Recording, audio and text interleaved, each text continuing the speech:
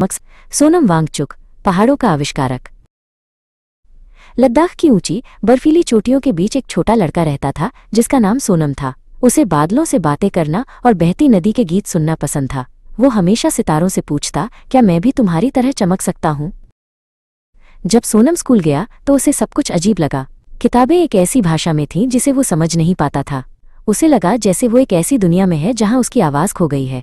कई लोगों ने उसे धीमा कहा, लेकिन वे उसकी आंखों में छिपी जिज्ञासा को नहीं देख सके। सोनम बड़ा हुआ और इंजीनियरिंग की पढ़ाई करने के लिए शहर चला गया। उसने मशीनों के रहस्य सीखे, लेकिन उसका दिल हमेशा लद्दाख के पहाड़ों के लिए धड़कता था। उसने एक सपना देखा, एक ऐसा स्कूल बनाने का जहां सीखना किताबों का बोझ न हो, बल्कि एक रोमांचक खोज हो। सोनम लद्दाख लौट आया और उसने अपने सपने को सच करने के लिए कड़ी मेहनत की। उसने उन छात्रों को इकट्ठा किया जिन्हें दुनिया असफल कहती थी। उसने उनसे कहा, असफलता पहली सीढ़ी है, आओ हम मिलकर अपनी सीढ़ी खुद बनाएं। उन्होंने मिलकर एक स्कूल बनाया जो किसी जादू से कम नहीं था। ये मिट्टी से बना था और सूरज की गर्मी से गर्म रहता था। इसका नाम था SECMOL। यहाँ छात्र केवल पढ़ते नहीं थे, वे करके सीखते थे। वे समस्याओं को हल करते थे जो उनके गांव और उनके जीवन से जुड़ी थीं। जिन छात्रों को कभी असफल कहा जाता था, वे अब आविष्कारक बन रहे थे। कोई सौर ऊर्जा से चलने वाला लैंप बना रहा था, तो कोई पानी बचाने का नया तरीका खोज रहा था। उन्होंने सीखा कि असली ज्ञान किताबों में नहीं, बल्कि अपने हाथों और अपने दिल में होता है। लेकिन पहाड़ों के सामने एक बड़ी समस्या थी। ग्लेशियर, जो नदियों को पानी देते थे, बहुत तेजी से पिघल रहे थे। वसंत में जब किसानों को पानी की सबसे ज्यादा जरूरत होती, तब नदियां सूख जाती।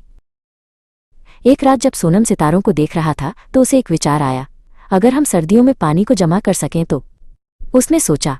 उसने एक कृत्रिम ग्लेशियर बनाने का सपना देखा जो एक स्तूप के आकार का हो, ताकि वो धीरे धीरे पिघले और सही समय पर पानी दे।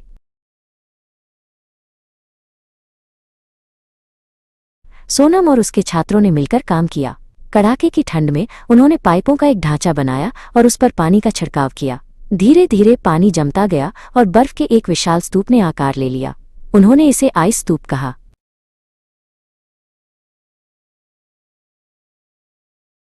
जब वसंत आया तो जादू हो गया। आइस स्तूप धीरे धीरे पिघलने लगा और उसका पानी खेतों में बहने लगा, जहां सूखी धरती नई फसलों को जन्म दे रही थी। सोनम का विचार दुनिया भर में फैल गया और उसने दिखाया कि प्रकृति के साथ मिलकर काम करने से हम सबसे बड़ी समस्याओं को भी हल कर सकते हैं।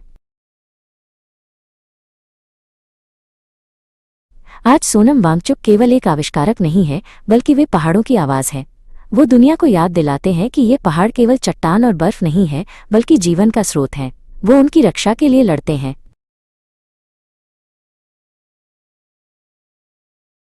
सोनम वांगचुक की कहानी हमें सिखाती है कि समस्याओं से डरो मत, उनका समाधान बनो। अपनी जड़ों को कभी मत भूलो और हमेशा धरती माँ का सम्मान करो। वो लड़का जो कभी सितारों से पूछता था कि कैसे चमकना है, आज खुद लाखों लोगों के लिए एक सितारा बन गया है।